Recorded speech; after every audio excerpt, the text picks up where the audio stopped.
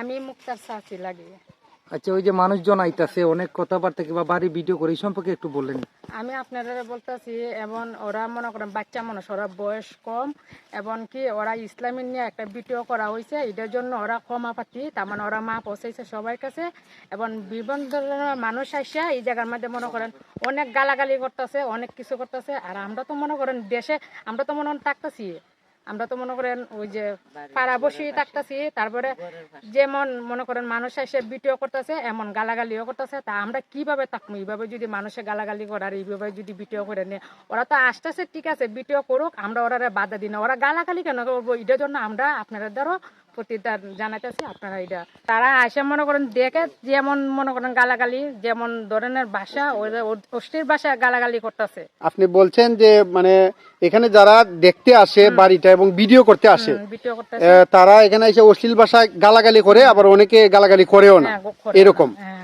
তো এটা আজকে কতদিন ধরে এটা হচ্ছে? মানে মানে কালকের থেকে শুরুটা হইছে। কালকের থেকে এই বিষয়গুলো আপনারা ফেস করতেছেন? হ্যাঁ, ফেস করতেছে কালকের থেকে। তো এখন আপনি এটা কি চাচ্ছেন, যে যদি বলেন?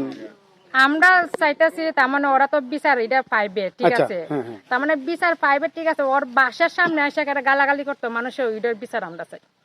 আপনারা দেখছেন আমার পিছনে যে বাড়িটি, আপনারা হয়তো সবাই চিনেন, এটি হচ্ছে ইব্রাহিম এবং মুক্তার স্বপ্নের বাড়ি।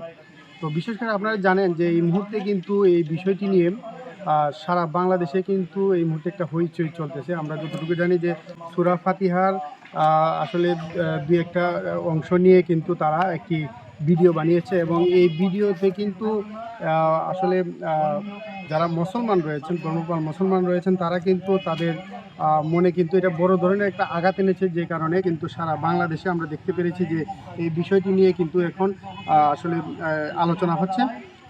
পুলিশ কিন্তু এই বিষয়টি নিয়ে কিন্তু আমাদের চুনারগাঁও থানার ওসি মোহাম্মদ নূর আলম কিন্তু এই বিষয়টি নিয়ে উনি নিজেই কিন্তু একটি থানায় একটি জিডি করেছেন, এবং এই জিডির পরিপ্রেক্ষিতে কিন্তু এখানে পুলিশের একটি টিম কিন্তু এখানে আসার পরে তারা কিন্তু তাদেরকে পায়নি, তারা কিন্তু বাড়ি থেকে পালিয়ে গেছে, এবং তাদেরকে কিন্তু খুঁজে পাওয়া যায়নি। এখনও জানা যায়নি তারা কোন জায়গায় আছে। তাদেরকে কিন্তু এখনও পুলিশ খুঁজতেছে। কিন্তু আমরা এই আপডেটটি দেওয়ার জন্যই কিন্তু আজকে আমরা এই মুহূর্তে এখানে হাজির হয়েছি। আমি সম্পূর্ণ বিষয়টি আপনাদেরকে দেখানোর চেষ্টা করেছি।